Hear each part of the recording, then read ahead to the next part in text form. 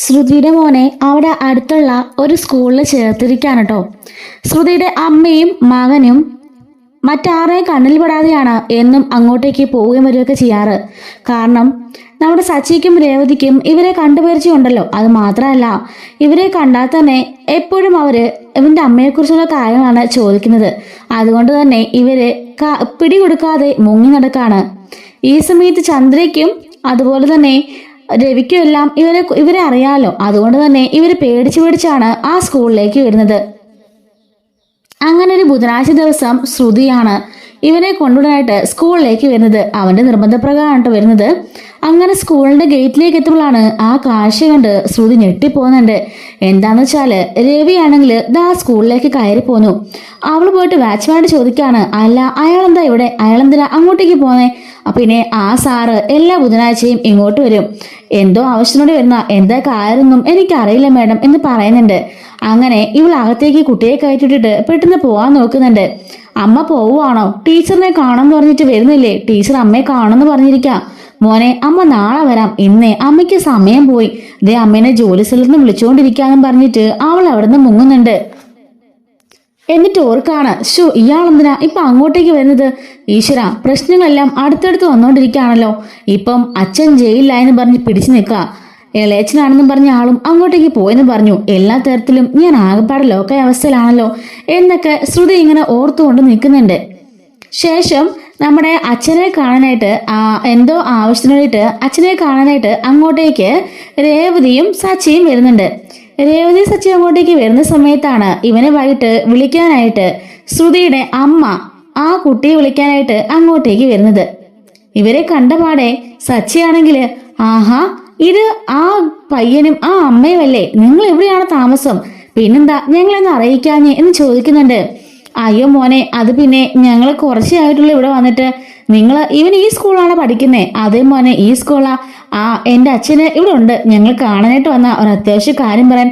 അദ്ദേഹം വിളിച്ചിട്ട് ഫോൺ എടുക്കുന്നില്ല എന്ന് പറയുന്നുണ്ട്. ശരി മോനെ എന്ന് പറഞ്ഞ് പെട്ടെന്ന് ഒഴിവാൻ ശ്രമിക്കുന്നുണ്ട്. സച്ചി ചോദിക്കാണ്, അല്ല ഇവന്റെ അമ്മ എവിടെയാ? അമ്മ ഇതുവരെ വന്നില്ലേ? അത് പിന്നെ അവര് വന്നിരുന്നു. ഇവന്റെ അമ്മ വന്ന് ഇവനെ ഇങ്ങോട്ടേക്ക് ചേർത്തിട്ട് പോയതാ. വീണ്ടും പോയോ? വീണ്ടും പോയി. ഞങ്ങൾക്കൊന്ന് കാണാൻ പറ്റില്ലല്ലോ, നിങ്ങളൊന്ന് അറിയിച്ചുവിടായിരുന്നു എന്ന് ചോദിക്കാണ്.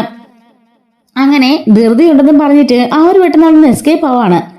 രേവതി പറയുന്നുണ്ട്, ഞാൻ അന്നേ പറഞ്ഞില്ലേ സച്ചേട്ടാ, അവർക്ക് എന്തോ കള്ളത്തരമുണ്ട്. അല്ലെങ്കിൽ പിന്നെ അവർ എപ്പോഴും ഇങ്ങനെ നമ്മുടെ അടുത്തുനിന്ന് ഉരുണ്ട് കളിക്കേണ്ട കാര്യമുണ്ടോ? നമ്മുടെ അടുത്ത് മാത്രമേ ഉള്ളൂ ഇങ്ങനെയും തോന്നുന്നു. അവരെ കണ്ടോ, ആ മോനും എന്തൊക്കെയോ മിണ്ടാൻ ശ്രമിക്കുന്നുണ്ടെങ്കിലും അവരെ മിണ്ടിക്കാൻ സമ്മതിക്കുന്നില്ല. പെട്ടെന്ന് തന്നെ അവർ നമ്മുടെ മുമ്പിൽ നിന്നും ഒഴിഞ്ഞു മാറി പോയത് കണ്ടോ, എന്തോ കള്ളത്തരമുണ്ട്. അമ്മയെക്കുറിച്ച് ചോദിക്കുമ്പോഴെല്ലാം അവരെന്തൊക്കെയോ ഉരുണ്ട് മറിയാണ്. എനിക്കൊരു സംശയം സച്ചിയേട്ടാ. എന്താ നിന്റെ സംശയം? അത് പിന്നെ ഇത് നിങ്ങളുടെ ചേട്ടന്റെ കുട്ടിയെങ്ങാണോ ആണോ? ചേട്ടന്റെ കുട്ടിയോ? ആ സുധിയേട്ടന്റെ, അയാളുടെ കുട്ടിയാണോ? ഇനി അയാൾക്ക് നീലിമയ്ക്ക് ഉണ്ടായ കുട്ടിയെങ്ങാണോ ആണെങ്കിലോ? നീലിമ ഇപ്പം ഗൾഫിലല്ലേ? ഇപ്പം നീലിമയ്ക്കുണ്ടായ കുട്ടിയാണെന്നെങ്കിലോ? നീ പറഞ്ഞപ്പോ എനിക്കും ചില സംശയമൊക്കെ തോന്നുന്നുണ്ട് രേവതി. നീലിമയുടെ കുട്ടിയായിരിക്കും. അതായിരിക്കും അവർ ഗൾഫിലാന്ന് പറഞ്ഞത്. നമ്മളെ മറച്ചു വെക്കാൻ വേണ്ടി ചെയ്യുന്നതാണെങ്കിലോ? സുധി കള്ള, അവന് വേറെ കുഞ്ഞുണ്ടല്ലേ സച്ചേട്ടാ. ഞാൻ വെറുതെ ഒരു സംശയം പറഞ്ഞതാ. ഇനി അത് പോയി അവിടെ വിളമ്പി അവിടെ പ്രശ്നമൊന്നും ഉണ്ടാക്കില്ലേ? പ്രശ്നമൊന്നും ഉണ്ടാക്കില്ല. പക്ഷെ സത്യമാണെങ്കിലേ എനിക്ക് ഒന്ന് അറിയണം. അമ്മയുടെ പുന്നാര മോന്റെ ഈ സംഭവങ്ങളെല്ലാം എനിക്ക് എല്ലാരെയും തുറന്നു കാണിക്കണമെന്ന് അവൻ പറയുന്നുണ്ട്. എന്തായാലും നമ്മൾ വന്ന കാര്യം നോക്കാം, അച്ഛനെ കണ്ടിട്ട് പോകാന്നും പറഞ്ഞിട്ട് ഇവർ നേരെ അച്ഛനെ കാണാനായിട്ട് പോകുന്നുണ്ട്. അങ്ങനെ ഇവരുടെ സ്കൂളിലെ PTA മീറ്റിംഗ് വന്നിരിക്കുകയാണ്.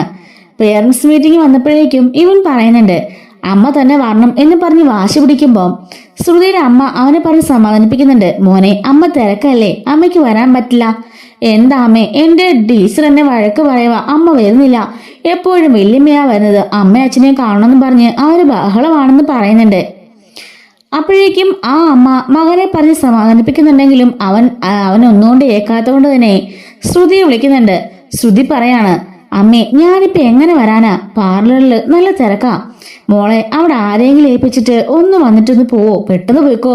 ശരി ഞാൻ വരാന്നും പറഞ്ഞിട്ട് ശ്രുതി അവിടുന്ന് വരുന്നുണ്ട്. ശ്രുതി വന്ന പാടെ, എന്താ മോനെ ഇത്? അമ്മ പറഞ്ഞിട്ടില്ലേ അമ്മയ്ക്ക് ബിസിയല്ലേ? അമ്മ അവിടെ ജോലിയില്ലായിരുന്നോ? അമ്മേ, എന്റെ ടീച്ചറിനെ ഭയങ്കര വഴക്കാ.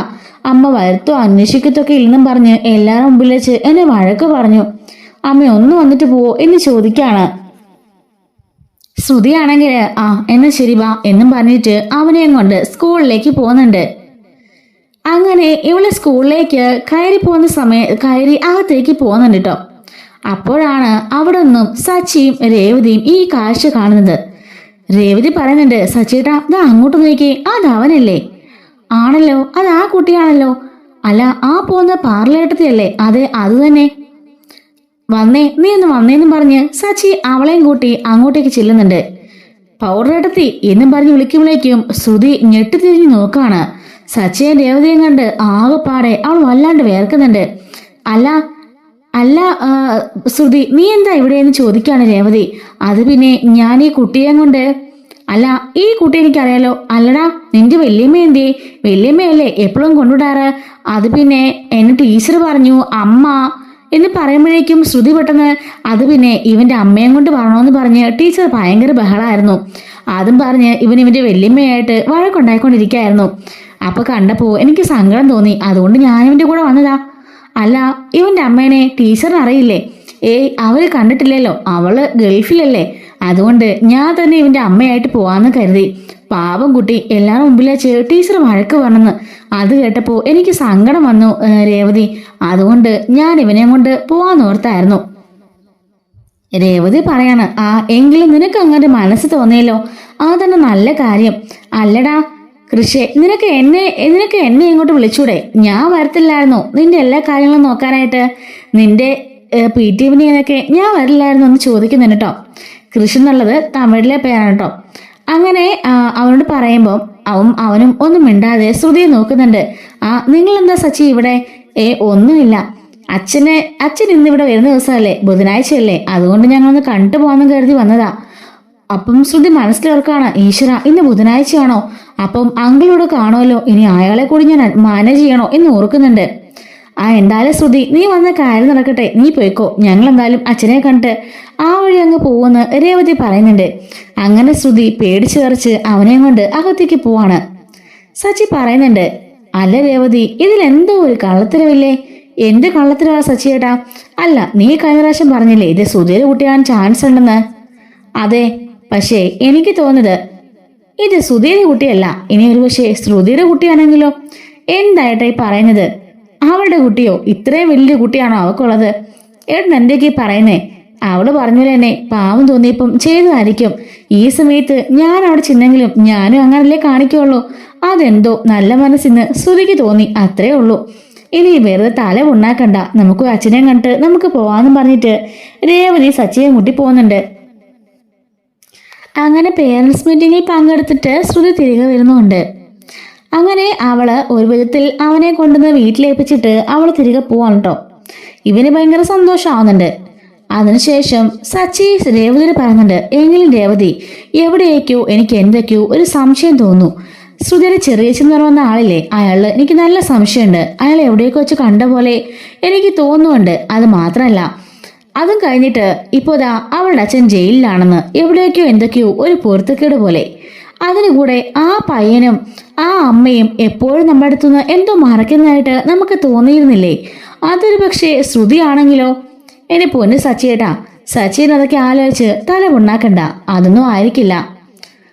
ചിലപ്പോ ശ്രുതി പറഞ്ഞതായിരിക്കും സത്യം. അവള് പോയപ്പോ കരഞ്ഞോണ്ടിരിക്കുന്നത് കണ്ടിട്ട് അവൾക്ക് വിഷമം തോന്നി കൊണ്ടുപോയതായിരിക്കും. എന്തോ വരട്ടെ, എന്തായാലും പൗഡർ ഇടത്തേക്ക് എന്തൊക്കെയോ കള്ളത്തിനുണ്ട്. അത് ഞാൻ വൈകാതെ കണ്ടുപിടിക്കും എന്ന് സച്ചി രേവതിയോട് പറയുന്നുണ്ട്.